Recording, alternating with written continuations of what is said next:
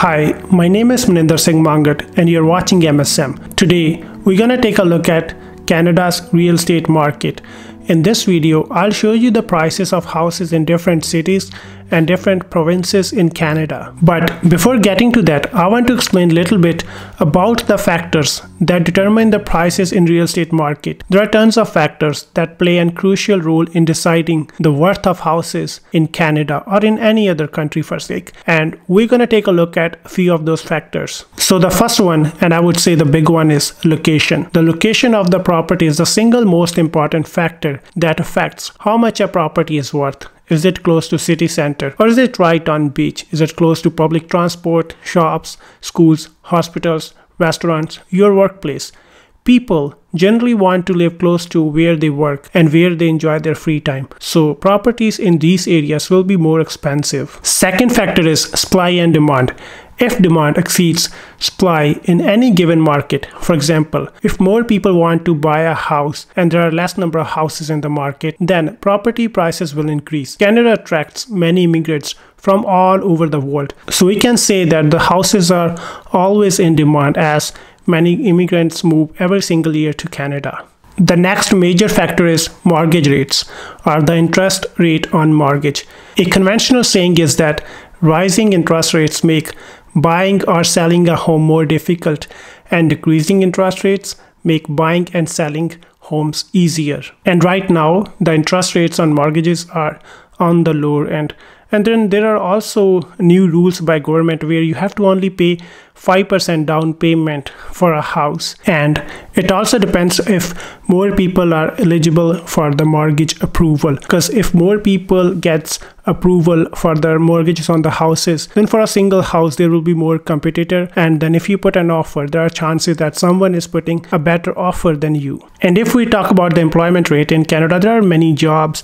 The employment rate is pretty good. The unemployment rate is, I believe, 5% or something like that. The next factor is population. The more people who want to live in a particular area, the greater the demand for the properties in that area or city. For example, Toronto. Many people work in Toronto, so the prices of that place is so much higher than any other part of GTA. And also sometimes it also depends upon what kind of people are living in a particular area. For example, in Brampton, there's like a lot of brown community, people from Punjab, India, and Pakistan are in Brampton. So any new immigrant from Punjab, India, Pakistan, if they want to move to Canada, they usually pick either Brampton, like everyone lands in Brampton, or they go to Vancouver, Surrey side. So the prices of houses in Brampton are much higher than other places because everyone wants to get settled in Brampton because we have a lot of community here, like Sikh community, Muslim community, and Hindu community. Now let's talk about the next factor, that is type, size, and facilities. So there are different types of houses in Canada, and for each type there are different price ranges. For example, apartment, condos,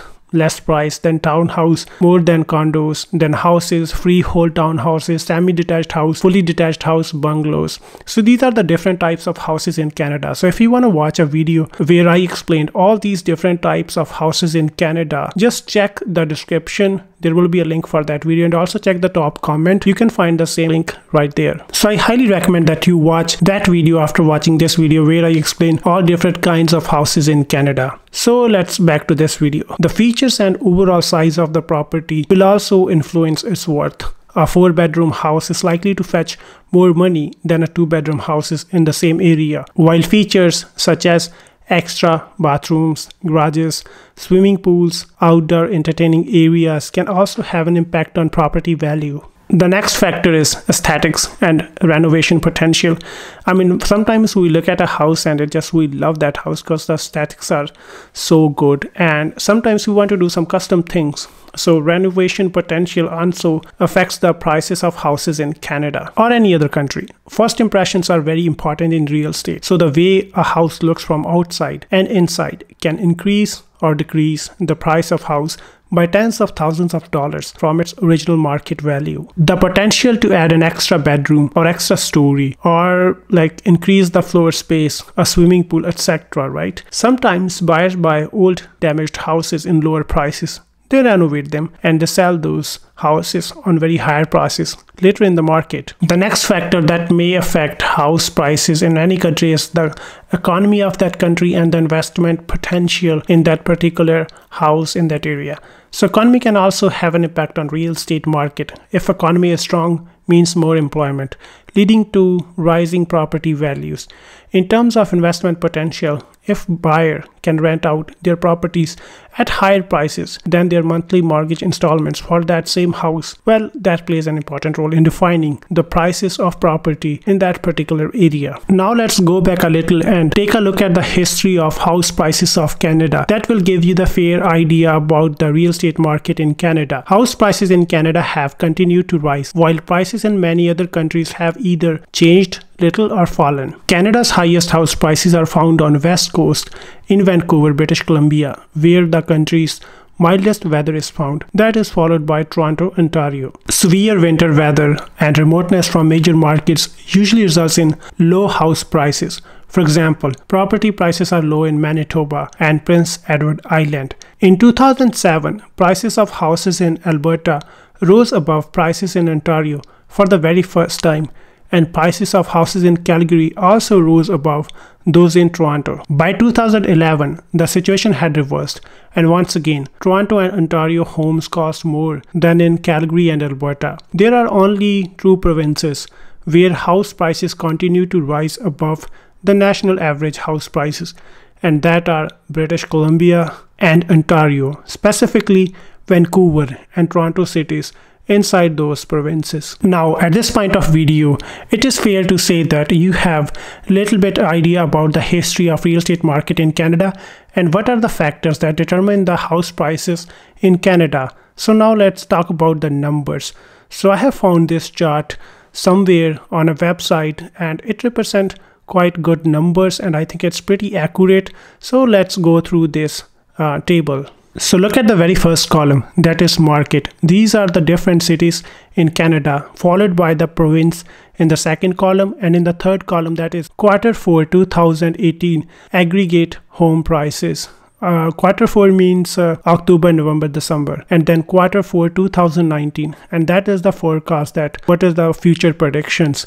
And then in the last column, they are saying that by how much percentage whether the property has increased in value or has decreased in value. So Halifax in Nova Scotia, the average house price is about $318,598, and that is expected to grow to $331,342 in 2019, and that's a 4% growth right there. And same in Greater Montreal area in Quebec, that is the house is about $400,000, which is expected to grow by 19,000 by the end of this year, that is 2019. And then the percentage growth that is expected is 4.5%. Next it is Ottawa in Ontario. Price of house in 2018 was $470,000, and that is expected to grow to $477,000 by the end of this year, which is a 1.6% growth. Then the next city is Greater Toronto area in Ontario, where you can see the prices of houses are way higher. That is in 2018, by the end of 2018, the price on average house was $833,155, which is expected to go to $8,819 by the end of this year. That is 1.4% growth. And all of this money is in Canadian dollars, and you can convert into your country money. If you're watching it from India, then like probably multiply into 52 INR, and if you're watching from Pakistan,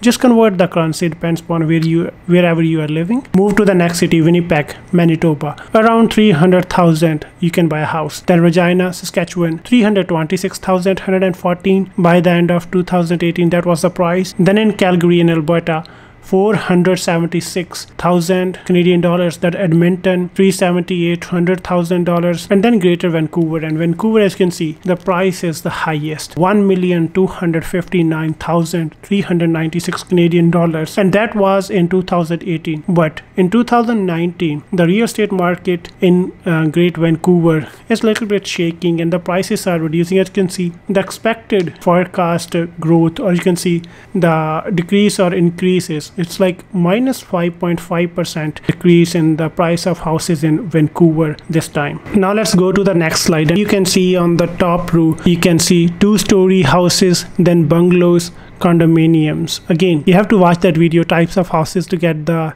better understanding. But here you can see different cities, like any city you want to look. I'm just gonna throw a number. I'm not gonna talk about every single city, but as you can see, in Greater Montreal area, the price of houses in Q2, that will be April, May, June, was $487,018, and Q2 of 2019, and that was $500,016. Here I have listed all the main cities, and you can see the price of house in 2018 and 2019 in Q2 for 2-story, condominium, any kind of house here in this list. Here we're gonna take a look at Brampton. In 2018 Q2, the price of house, average house in Brampton, is $713,632, which is in 2017 by the end of Q2, because the end of Q2 will be June, that is $736,000. And if you go to the last row, that's Mississauga, you can see the prices in Mississauga are almost 100,000 higher than Brampton. Now let's take a quick look at this map. This is the map where Toronto, Mississauga, Brampton, Vaughan, Markham, Pickering, Scarborough. So the prices of houses in Toronto is the second highest. The first one is Vancouver, and right after Vancouver we have Toronto. So in Toronto, I just want to show you that any place that is closer to Toronto will be more higher than the further place. For example, in Mississauga, the prices of houses are more as compared to Brampton. So if we move further, prices in Oakville will be lesser than Mississauga, but higher than Hamilton, Burlington, Milton. And on this side, prices of houses in Scarborough will be way more than Pickering. Then the prices of Pickering houses will be more than Ajax, than Oshawa. So the closer you are to Toronto, the more you have to pay to buy a house. If we look at the few houses in Toronto, as you can see here, 2-bedroom, 2 washrooms, you have to pay like almost 700,000 Canadian dollars. And here, 1-bedroom, 1 washroom, just 1 bedroom, you have to pay almost 600,000. If you go down, again, it depends upon location to location. Here you are getting 2-bedroom condo for just 500,000. Not just, that's a lot though. But then again, here if you go down, 2-bedroom, almost 700,000, 1-bedroom for almost 529,000 Canadian dollars. And this is just basically the average prices in the Toronto. If we go to the higher end of Toronto, 6 bedrooms, 7 bathrooms, this is listed for almost 12 million Canadian dollars. And then this below house, only 4 bedrooms, 6 washrooms, and this is listed for again 12 million. And this is not the only houses. You can see all the big houses in Toronto are listed 10 million, 8 million, 8 million, like so much money. If you open any of these houses, this will be big houses. So if you take this amount, go to calculator to INR, so this house is listed for this much money. I don't know how much. This is 63 crore. Oh my god. So this is house is listed for this kind of amount. If we go to maps, and this house is in this area, so the further you go from this place, the house price will be on the lesser side, and the closest, like Brampton, Mississauga, these are closer to Brampton, like Ajax, Scarborough, Markham, so the price of houses are higher. And this concept applies anywhere, like even Vancouver, the closer places will be of much higher prices. So by the end of this video, you know that location is the most important factor in defining the price of houses someone's gonna buy. If you like this video and you think it was valuable, just give it a thumbs up and maybe share with someone who is interested in purchasing a house in Canada in near future or right now. And also make sure to subscribe to this channel and also watch that video in which I define the types of houses in Canada, as that will give you way more information about what are the different kinds of houses are in Canada. I hope this video added some value in your life. So I'm gonna sign off now. Take care. See you in next video. Till then, bye.